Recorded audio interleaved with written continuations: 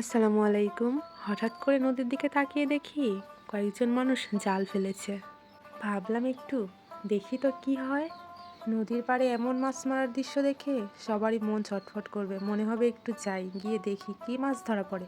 তাহলে চলুন না দেখি এই জালে আসলে কি মাছ ধরা পড়ে। গ্রাম, নদী, প্রকৃতি সব কিছুই মানুষকে টানে। আর নদীর পাড়ে জেলেদের এমন মাছ ধরা দেখতে কে না পছন্দ করে। তেমনি আমিও মাছ ধরা দেখার জন্য আর এই জালেতে কি মাছ ধরা পড়ে এটা দেখার জন্য একদম নদীর কিনারে এসে দাঁড়িয়েছি। এই তো দেখুন জালের মধ্যে মাছ।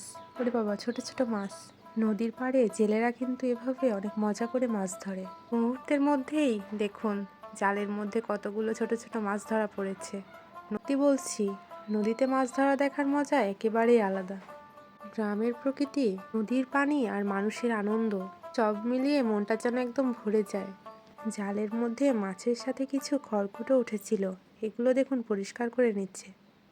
কয়েকজন মিলে নৌকা নিয়ে বেরিয়েছে। দেখুন এনাদের সাথে একটি নৌকাও আছে।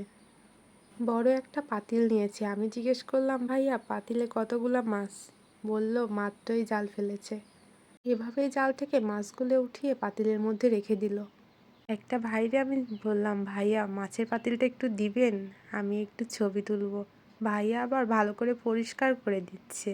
দেখুন এমন টাটকা নদীর মাছের যে স্বাদ, না খেলে আসলে কেউ বুঝবেন না। মাছ ছোট হইতে পারে কিন্তু খেতে মজা অনেক বেশি।